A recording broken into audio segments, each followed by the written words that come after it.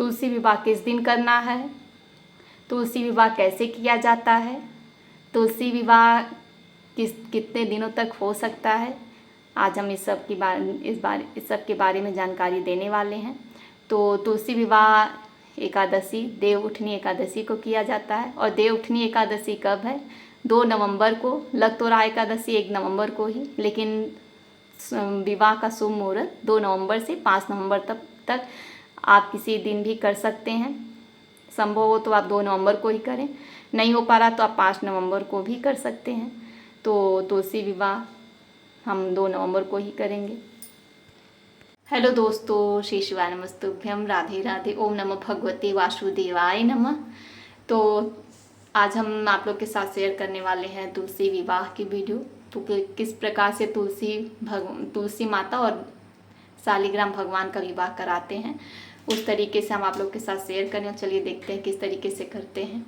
देखिए यहाँ पर हम चौकी रखकर विष्णु भगवान और माता तुलसी की विवाह कराएंगे। तो यहाँ पर ऐसे खूब अच्छे से हम यहाँ पोंछ लेंगे, क्योंकि ये फर्श है तो यहाँ पर पोंछ लेंगे। पोंछ कर आपके पास गेरू हो तो गेरू से इसको पोत लीजिएगा, गेरू से चाहे गोबर से। वैसे ये जमीन नहीं है, फर्श है तो गोबर से नहीं यहाँ पर हम लीपेंगे। तो इस तरीके से हम इसको साफ कर लेंगे अच्छी तरीके से। उसके बाद इस तरीके से साफ कर लेंगे। साफ करने के बाद हम देखिए इस तरीके से फिर पोंछने के बाद यहाँ पर ये देखिए हल्दी को पानी में करके इस तरीके से हम यहाँ पर हल्दी से ही इस तरीके से चौक बना लेंगे।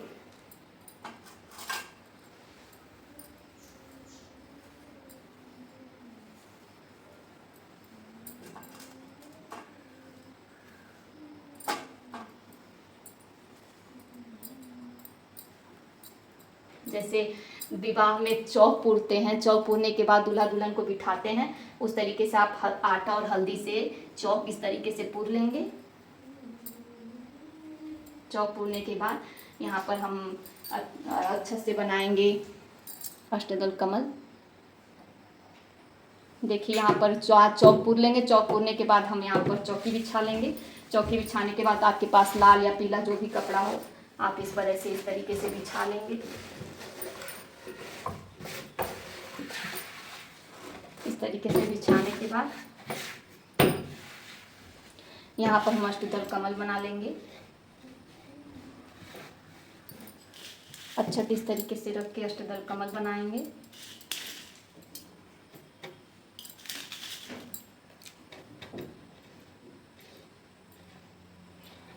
देखिए यहाँ पर हम चावल से अष्टदल कमल बना रहे हैं। यदि आप एकादशी के दिन कर रहे हैं तो आप आटे से बना लीजिएगा।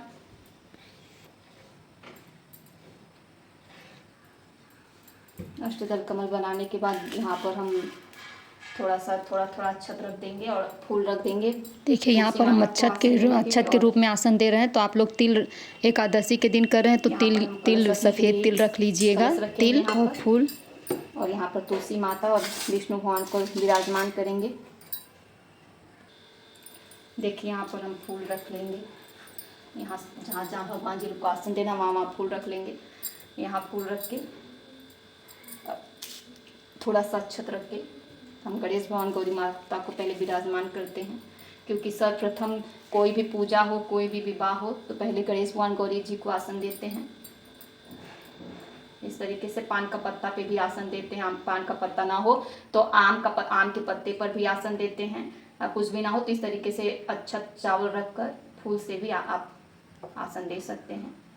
तरीके से गणेश भगवान गौरी माता को हम विराजमान कर लिए।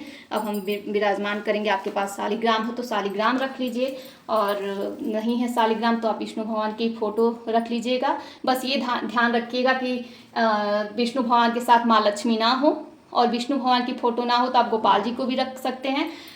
बस यही ध्यान रखना है कि गोपाल जी के साथ राधा जी ना हो, कृष्ण भगवान के साथ राधा जी ना हो, और विष्णु भगवान के साथ लक्ष्मी माँ ना हो। तो क्योंकि आज तुलसी माता के साथ इनका विवाह है तो अकेले ही रहेंगे तो विवाह कराएंगे हम लोग संपन्न। और यहाँ पर हम तुलसी माता को विराजमान कर लेंगे इस तरीके से। देखिए इस तरीके से तुलसी का गमला आप लाकर ऐसे रख लेंगे। चाहे जहाँ आपकी तुलसी माता हो वहीं पर आप तुलसी माता को वहीं पर आप विवाह करा सकते हैं तुलसी माता का। तो इस तरीके से। और यहाँ पर अभी मेरे पास गन्ना नहीं है, इसलिए हम मंडप नहीं बनाया है, क्योंकि एकादशी के दिन गन्ना का मंडप बनाकर ही विवाह किया जाता है। तो हम आप लोग को, मेरे पास नहीं है तो हम नहीं लगाए हैं। अगर आपके पास हो तो किनारे यहाँ यहाँ यहाँ और यहाँ चारों तरफ गन्ना लगाकर मंडप आप उसके ऊपर चुनरी ओढ़ा दीजिएगा। इस तरीके से मंडप बनता है, क्योंकि बिना मंडप के विवाह नहीं होता है। तो इस तरीके से मंडप बनाया जाता है। आज मेरे पास गन्ना उपलब्ध नहीं है, इसलिए हम मंडप नहीं बना, पर आप लोग को बता दे रहे हैं कि किस तरीके से मंडप बना के पूजन करना है। तो उसके बाद फिर हम यहाँ पर कलश रख लेंगे। कलश में ये देखिए, पहले ये लोटा ले लेंगे, लोटे में हम यहाँ पर मौली बांध देंगे। देखिए यहाँ पर मौली बांध ली है। मौली बांधने के बाद इस पर हम स्वास्तिक बना लेंगे। स्वास्तिक बनाकर चंदन टीका लगाकर, ये सब बेसिक जानकारी है जो हर वीडियो में हम बताते हैं कि कलश कैसे रखते हैं। तो इस तरीके से हम कलश को रख लेंगे। अब इसमें हम डालेंगे एक चांदी का सिक्का। चांदी का सिक्का ना हो तो एक सिक्के से भी काम चल जाएगा। फिर गंगा जल इसमें हम डालेंगे। गंगा जल डालकर फिर इसमें हम जल डालेंगे, गंगा जल। उसके ऊपर फिर हम इसमें डालेंगे एक सुपारी, एक हल्दी, एक दुर्वा, थोड़ा सा अक्षत, थोड़ा सा फूल इसमें हम समर्पित कर लेंगे। ये सब करने के बाद इस तरीके से हम लोग 5 पल्लव लगा देंगे। अगर आपके पास आम का पल्लव है तब तो ठीक है, नहीं मिल रहा आम का पल्लव तो आप अशोक का पत्ता भी लगा सकते हैं। ऐसे प्रयास करिएगा कि आम का पत्ता मिल जाए। आम का पत्ता नहीं मिले तो आप वो पान का पत्ता भी लगा सकते हैं। देखिए यहाँ पर पान पल्लव लगाने के बाद यहाँ पर हम प्लेट में अक्षत, चाहे आपको गेहूँ जो भी, अगर एकादशी दिन आप चावल नहीं छुएंगे तो आप गेहूँ भी रख सकते हैं। तो उसके बाद हम लोग इस पर नारियल भी रख सकते हैं। नारियल नहीं तो हम ज्योति प्रज्वलित कर लेंगे इस पर। तो ऐसे रख के हम ज्योति प्रज्वलित कर लेते हैं। और आप लोग कमेंट करके, जो भी आप लोग को नहीं समझ में आएगा आप कमेंट करके पूछ सकते हैं। आप लोग प्लीज़ अगर वीडियो थोड़ी सी भी आप लोग को हेल्पफुल और पसंद आती है तो लाइक कर दीजिएगा, क्योंकि एक वीडियो बनाने में बहुत मेहनत लगती है। तो लाइक करने में थोड़ी सी मेहनत नहीं लगती है, तो प्लीज़ आप लोग लाइक कर दिया करिए वीडियो को। तो इस तरीके से देखिए हम दीपक प्रज्वलित कर लिए। यहाँ पर विष्णु भगवान और माँ तुलसी को विराजमान कर लिए, गणेश भगवान, गौरी को। और हम कलश रखने का मतलब ये तो पूरे देवी देवताओं को इसमें हम लोग आवाहन कर लेते हैं, क्योंकि विष्णु भगवान और माँ तुलसी के विवाह में सारे देवता सम्मिलित होते हैं। तो सारे देवता सम्मिलित कलश के रूप में हम लोग कर लेते हैं। फिर उसके बाद हम गंगा जल में जल डालकर उसको हम अपने पास रख लेते हैं। रखने के बाद हम आचमनी करेंगे पहले इस तरीके से अपने ऊपर इसको ओम अपरितत सर्वास्तांगोत पुंडरीकाक्ष सब्रह्मावेंतर शुचि। फिर उसको हम फिर अपने ओम केशवाय नमः, ओम माधवाय नमः, ओम नारायणाय नमः, ओम श्री कृष्ण हस्त प्रक्षाम प्रत्यक्ष जन्म समर्पयामि। हाथ को धुल लेंगे। फिर उसके बाद हम संकल्प करते हैं। अक्षत और फूल लेकर हम संकल्प करेंगे अपना नाम और गोत्र, नाम गोत्र बोलकर संकल्प करेंगे। आपका जो भी गोत्र हो बोल लीजिएगा। पूजा पाने सांडेल्य गोत्र, विष्णु भगवान, शालिग्राम भगवान, तुलसी माता विवाह संपन्न करिष्यामि, ऐसे आप बोल सकते हैं। तो गणेश भगवान की गौरी माता के पास छोड़ दीजिएगा अक्षत और फूल। छोड़ने के बाद पहले सर्वप्रथम जैसे हम लोगों का होता है हल्दी, तो पहले हम हल्दी लगाएंगे। हल्दी किस प्रकार से लगाएंगे, इस तरीके से आप पीतल की, चाहे आपके पास और भी अच्छी कटोरी हो आप ले सकते हैं। मेरे पास जो है वैसे बता रहे हैं। और इसमें हल्दी आप भिगो लेंगे। हल्दी किस प्रकार से भिगोएंगे, पहले हल्दी को थोड़ा सा ले लेंगे। हल्दी में हम डालेंगे गुलाब जल, क्योंकि जैसे हम लोग अपने हल्दी में गुलाब जल डालकर वैसे ही माता रानी के लिए, भगवान जी के लोगों के लिए तो और भी अच्छे से करना चाहिए। तो इस तरीके से हम देखिए ये गुलाब जल है। गुलाब जल इसमें हम डाल लेंगे हल्दी में। इस तरीके से देखिए गुलाब जल डालने के बाद इसको अच्छे से मिला लेंगे। और इसमें डालेंगे हम थोड़ी सी गुलाब की पंखुड़ियाँ।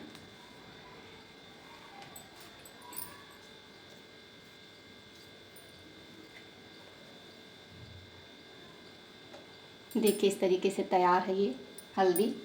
इसी तरीके से आप भी तैयार कर लीजिएगा। देखिए कितनी सुंदर खुशबू आ रही है इसमें से, ताकि माँ को हमको प्रसन्न करना है। तो खूब अच्छे से हम लोग खूब विधि पूर्वक करेंगे, ताकि माँ और विष्णु भगवान प्रसन्न हो हम लोगों के ऊपर, माँ लक्ष्मी और विष्णु भगवान जब प्रसन्न हो तो हमारे घर को छोड़ के नहीं जाएंगे। तो इस तरीके से हम पहले 5 या 7 बार विष्णु भगवान को लगा देंगे, जैसे हम चुमावन करते हैं ऐसे करके ऐसे कर लेंगे। 3 बार हो गया, 4 बार हो गया, 5 बार हो गया, इस तरीके से हम लगा लेंगे। फिर वही हल्दी हम विष्णु भगवान के हाथ से छुआकर माँ तुलसी को लगा देंगे। 1 बार हो गया, 2 बार हो गया,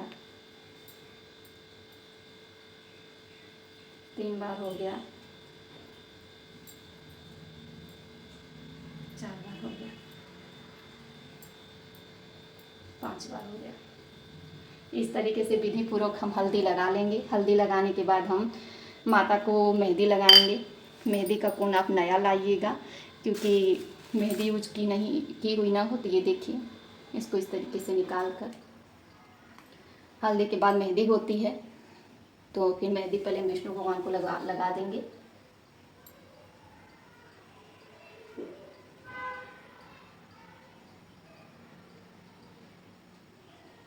इस तरीके से फिर विष्णु भगवान के हाथ से छुआकर फिर माता रानी को लगाएंगे। आप लिख सकते हैं इस पे ओम नमो भगवते वासुदेवाय नमः, जो हम लिख रहे हैं आप भी लिख सकते हैं। इस तरीके से लगा लेंगे। फिर मेहंदी थोड़ी देर के बाद मेहंदी सूख जाएगी तो फिर हम तुलसी माता को विष्णु भगवान का स्नान कराएंगे, क्योंकि हल्दी के बाद तो स्नान ही होता है। तो यहाँ पर हल्दी मेहंदी के बाद हम कुछ देर बाद स्नान करा देंगे। इस तरीके से सब देवताओं को स्नान करा देंगे। गणेश भगवान को, गौरी माता को स्नान करा लेंगे, फिर कलश को स्नान करा लेंगे, फिर विष्णु भगवान को स्नान करा लेंगे, फिर माँ तुलसी को स्नान करा देंगे। ऐसे ही फिर पंचामृत से स्नान करा देंगे। आप पंचामृत भी बना कर रख लीजिएगा। पंचामृत से स्नान कराने के बाद फिर शुद्ध जल से स्नान कराने के बाद वस्त्र हम लोग पहनाएंगे। तो वस्त्र में आपके पास पीला कपड़ा हो। यहाँ पर वस्त्र में सबसे पहले हम गणेश भगवान को जनेऊ पहनाएंगे और गौरी माता को मौली रक्षा सूत्र पहना देंगे। आप पीला वस्त्र ले लीजिएगा, विष्णु भगवान को वस्त्र के रूप में इसको समर्पित कर दीजिएगा। इस तरीके से इसको अच्छे से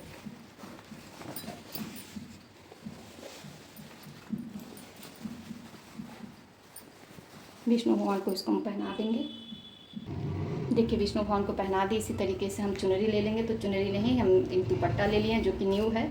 अभी हम इसको चढ़ाने वाले थे माता रानी को, तब तक याद आ गया कि अभी तो एकादशी है। तो एकादशी के दिन इसको हम अपनी माता रानी को ओढ़ाएंगे, क्योंकि कोई भी नया वस्त्र हम लाते हैं तो पहले अपने भगवान जी को पहना कर ही अपने पहनते हैं। तो इस तरीके से माता रानी को हम ओढ़ा देंगे ये चुनरी।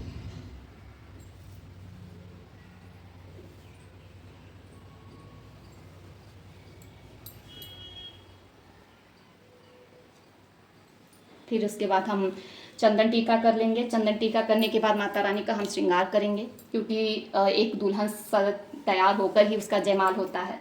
तो इस तरीके से देखिए, हम पहले गणेश भगवान को चंदन टीका कर देंगे, गणेश भगवान माँ गौरी को कर देंगे, फिर कलश को कर देंगे, फिर विष्णु भगवान को लगा लेंगे, फिर माँ तुलसी को लगा लेंगे। चंदन टीका करने के बाद फूल समर्पित कर देंगे। तो आपके पास जो भी फूल हो आप समर्पित कर दीजिएगा। गणेश भगवान माँ गौरी को लाल फूल, गणेश भगवान को पीला फूल और विष्णु भगवान को पीला फूल, और कलश पर भी इस तरीके से फूल लेकर हम समर्पित कर देंगे। माँ तुलसी को लाल फूल समर्पित करने के बाद फिर धूप दीप दिखा लेंगे। धूप दीप आप देखिए, हम 11 दीपक एकादशी के दिन 11 दीपक जलाते हैं। तो आप लोग भी अगर संभव हो सके तो 11 दीपक प्रज्वलित कर दीजिएगा, क्योंकि आंवला नवमी के दिन 9 दीपक और एकादशी के दिन 10 दीपक हम प्रज्वलित करते हैं। तो इस तरीके से हम 11, आंवला नवमी के दिन 9 और एकादशी के दिन 11, तो इस तरीके से हम 11 दीपक प्रज्वलित कर लेंगे।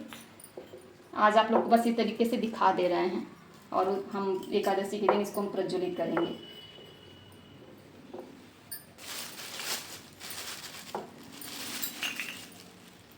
इस तरीके से सजा भी देंगे और दीपक प्रज्वलित हो जाएगा। भगवान की शादी में इतना सारा दीपक तो बहुत ही प्यारा लगेगा। फिर इसके बाद हम इत्र लगा देंगे विष्णु भगवान और माँ तुलसी को।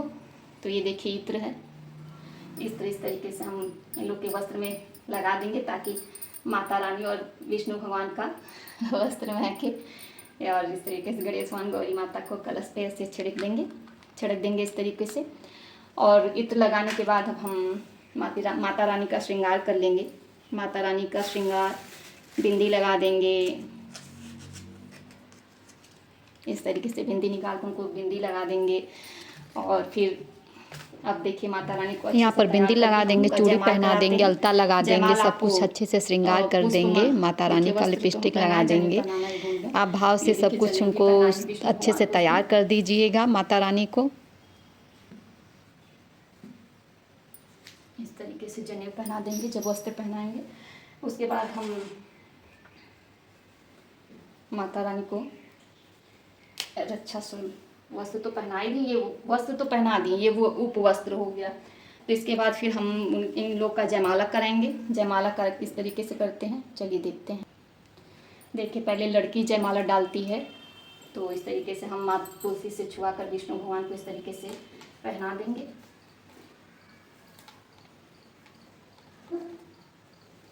और विष्णु भगवान से छुआ कर माता तुलसी को इस तरीके से पहना देंगे।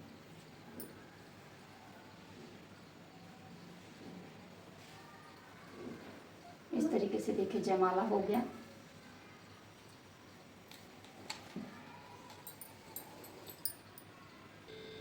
देखिए जयमाला कराने के बाद फिर हम गठबंधन करते हैं विष्णु भगवान और माता तुलसी का। तो देखिए ये हम ले लिए हैं, एक हल्दी की गांठ है, एक सुपारी है और ये फूल है, अक्षत है और दक्षिणा है। जैसे हम लोग की गांठ बांधते हैं, पंडित जी बंधवाते हैं, उसी तरीके से हम माता तुलसी और विष्णु भगवान का भी गठबंधन करते हैं। तो इस तरीके से माता तुलसी के दुपट्टे में लेकर इस तरीके से और विष्णु भगवान के कपड़े में इस तरीके से बांधकर विष्णु भगवान के कपड़े में बांध लेंगे।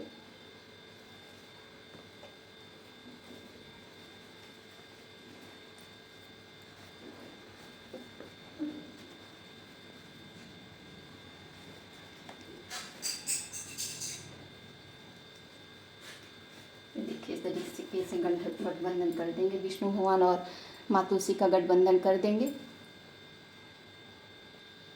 फिर जयमाल के बाद जो भी बाराती आए रहते हैं उन लोग को हम लोग कुछ मीठा पानी उन्हें पिला लेते हैं। तो उसी तरीके से हम भोग भी लगा लेंगे भगवान जी लोग को। तो एकादशी के दिन पेठा का भोग बहुत अच्छा माना जाता है और उस दिन गन्ने का कहते हैं, गन्ने का पारण भी किया जाता है। जब तक एकादशी को गन्ने का पारण नहीं करते हैं तब तक हम लोग गन्ना नहीं चूसते हैं। पहले के समय में ऐसा ही होता था, अब तो कोई मानता ही नहीं है। नया गुड़ और गन्ना जब तक एकादशी के दिन नहीं चढ़ा लेते हैं भगवान जी को तब तक हम लोग खाते नहीं हैं। तो इस तरीके से आप नैवेद्य और आपके पास जो भी फल हो, ऋतु फल, वैसे इसमें सिंघाड़ा हो गया, शकरकंद हो गया, ये सब आवश्यक हैं, मतलब चढ़ाए जाते हैं। पहले से ही मम्मी लोग चढ़ाती आई हैं, तो जो मेरे यहाँ चढ़ता था हम बता रहे हैं। यहाँ पर जहाँ पे हम रहते हैं वहाँ तो सिंघाड़ा नहीं मिलता, तो इसीलिए हम तो प्रयास करेंगे कि ढूंढ डांट के उस दिन तक लाएं। अभी फ़िलहाल के लिए जो है वही समर्पित कर रहे हैं भगवान जी को। आप ड्राई फ्रूट में आपके पास जो है आप भगवान जी को ऐसे समर्पित करके दिखाकर ऐसे अपने पास रख लीजिएगा। चौकी पे जगह नहीं है तो हम बगल में रख लेंगे। तो ड्राई फ्रूट हो गया और नैवेद्य हो गया, फल हो गया। फिर इसके बाद हम आचमनी कर लेंगे। सारे भगवान को समर्पयामि, नैवेद्यम निवेदयामि, आचम्यम जलम समर्पयामि, ऐसे 3 बार घुमाकर जल समर्पित कर देंगे। उसके बाद थोड़ा सा देखिए खील बतासा का है, भोग लगा देंगे खील बतासा का भी। अगर एकादशी है तो खील का मत लगाइएगा, और द्वादशी को करें तो आप खील बतासे का भी भोग लगा सकते हैं। तो देखिए अगर एकादशी के दिन करें तो खील मत चढ़ाइएगा। देखिए खील हम नहीं रखे हैं क्योंकि एकादशी के दिन हम पूजा विवाह कराएंगे तो बतासा रख दे रहे हैं नैवेद्य में। फिर हम वही जैसे बताते हैं आचमनी कर लेंगे 3 बार। आचमनी करने के बाद यहाँ पर देखिए पान का पत्ता है, लौंग है, इलायची है, भगवान लोग को समर्पित कर देंगे। ताम्बूल पूगी दिव्यम समर्पयामि। इस तरीके से समर्पित करने के बाद फिर हम दक्षिणा चढ़ाते हैं। जो भी आपके पास जितना भी दक्षिणा हो आप समर्पित कर देते हैं। तो सब भगवान जी लोग को हम ऐसे करके रख देंगे दक्षिणा चढ़ाने के बाद हम तुलसी माता का विवाह कराएंगे। गठबंधन हो चुका है। गठबंधन होने के बाद हम अब सिंदूर दान मतलब सिंदूर लगवाएंगे। तो चलिए देखते हैं। सिंदूर भी आप नया ले लीजिएगा क्योंकि पुराना सिंदूर मत यूज़ करिएगा। तो इस तरीके से नया सिंदूर लेकर, आपके पास चांदी का सिक्का हो तो उससे, चाहे आप ऐसे भी सिक्के से आप सिंदूर दान करवा सकते हैं। तो देखिए इस तरीके से ऐसे करके विष्णु भगवान के हाथ से छुआकर यहाँ पर 5 बार सिंदूर लगाने के बाद हम लोग हर एक पत्ती को सिंदूर लगाते हैं। एक एक पत्ती, एक भी पत्ती नहीं छोड़ते हैं, सारी पत्तियों को हम सिंदूर लगाते हैं। पहनाते हैं क्योंकि आज एकादशी मतलब जिस दिन विवाह रहता है सिंदूर उसी दिन पहनाया जाता है, बाकी दिनों में माता रानी को सिंदूर नहीं चढ़ाया जाता है। तो इस तरीके से सिंदूर दान करने के बाद अब हम लोग फेरे करवाते हैं। तो यहाँ पर सिंदूर दान हो चुका है। सिंदूर दान के बाद मंगलसूत्र पहनाते हैं। यहाँ पर मंगलसूत्र पहनाना भूल गए थे तो बाद में बताते हैं। तो आप सिंदूर दान करने के बाद तुरंत ही मंगलसूत्र पहना दीजिएगा। अगर आपके पास मंगलसूत्र लाए हैं मार्केट से तो ठीक है, नहीं तो आप रक्षा के रूप में मंगलसूत्र माता रानी को समर्पित करिएगा। अगर आप ऐसा हो तो ठीक है, अगर नहीं पतिदेव घर पे हो तो नारियल इस तरीके से ले लीजिएगा। तो ऐसे पहले विष्णु भगवान का फेरा करवाएंगे। ऐसे 7 बार हम फेरा करवा लेंगे। 4 बार हो गया।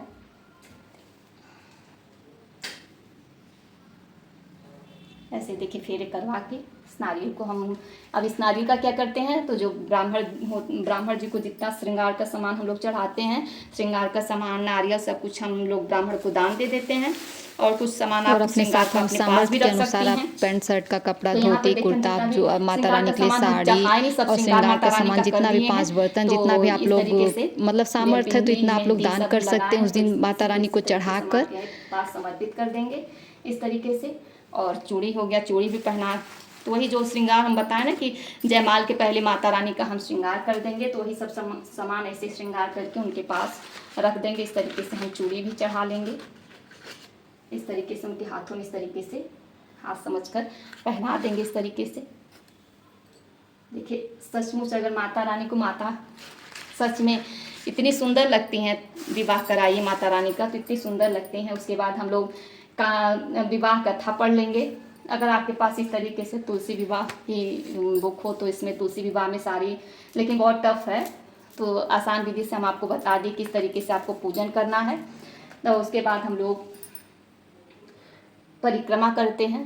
5, 7, 11 आप जितना परिक्रमा कर सकते हो तो आप ऐसे घूम के परिक्रमा कर सकते हैं। परिक्रमा करने के लिए आप हाथ में बतासा, किशमिश, चाहे कुछ भी आप लेकर परिक्रमा कर सकते हैं। फिर उसके बाद सारे पूजन पाठ करने के बाद विवाह संपन्न हुआ इस तरीके से। उसके बाद हम क्षमा प्रार्थना करेंगे। क्षमा प्रार्थना क्योंकि बहुत ज़रूरी होता है। सारे लोग मतलब कितने भी विद्वान, कोई भी कितना भी विद्वान हो, पूजा में कुछ न कुछ गलती अवश्य ही होती है। तो क्षमा प्रार्थना करने के बाद फिर हम लोग अपना आरती कर लेंगे विष्णु भगवान की और माँ तुलसी की आरती कर लेंगे। विष्णु भगवान की आरती और माँ तुलसी की आरती करने के बाद फिर हम लोग आरती करने के बाद क्षमा प्रार्थना कर लेंगे। क्षमा प्रार्थना करने के बाद यहाँ पर विधि विधान के साथ विष्णु भगवान और माँ तुलसी का विवाह संपन्न हुआ। फिर अगर आप लोग को कोई भी जानकारी समझ में नहीं आई हो तो आप कमेंट करके पूछ सकते हैं। और तुलसी विवाह किस दिन करवाना है ये भी मतलब तुलसी विवाह कराने का भी हम टाइम और वो बताएंगे। देखिए विष्णु भगवान जब सिंदूरदान करने के बाद इस तरीके से हम माँ तुलसी को मंगलसूत्र पहना देंगे। मंगलसूत्र आपके पास अगर लाए हो तो पहना दीजिएगा, नहीं तो फिर आप ऐसे भी धागा मतलब रक्षा भी बांध सकते हैं माता रानी को। देखिए देवउठनी एकादशी 2 नवंबर को है तो उसी दिन विवाह करेंगे। अभी आप लोग कहेंगे कि 2 नवंबर को तो रविवार है, तो रविवार है तो हम लोग कोई त्यौहार व्रत कोई त्यौहार होता है तो वार नहीं देखते हैं, तो रविवार को हम लोग विवाह कर सकते हैं 2 नवंबर को। और किया जाता है तुलसी पूजन कब किया जाता है, कौन कौन कर सकता है, तो पुरुष, स्त्री, कन्या सभी लोग कर सकते हैं। कन्या अच्छे वर की प्राप्ति के लिए विवाह कर सकती है और पुरुष भी कर सकते हैं और महिलाएं भी कर सकती हैं, सुहागिन महिलाएं भी कर सकती हैं और विधवा महिलाएं भी कर सकती हैं। हर कोई भी कर सकता है। इस व्रत में कोई भी ऐसा नियम नहीं है कि ये लोग नहीं कर सकते, सभी लोग ये पूजा कर सकते, विवाह करवा सकते हैं। विवाहित औरतें अखंड सौभाग्य के लिए करती हैं विवाह माता रानी का, और विधवा औरतें इसलिए करती हैं क्योंकि उनका सुहाग इस जन्म में भले ही माता रानी वो कर दी लेकिन फिर अगले जन्म में उनका सुहाग अखंड बनाई रखे, इसलिए सभी लोग इस विवाह को संपन्न कराते हैं। ओके बाय बाय, मिलते हैं नेक्स्ट वीडियो में।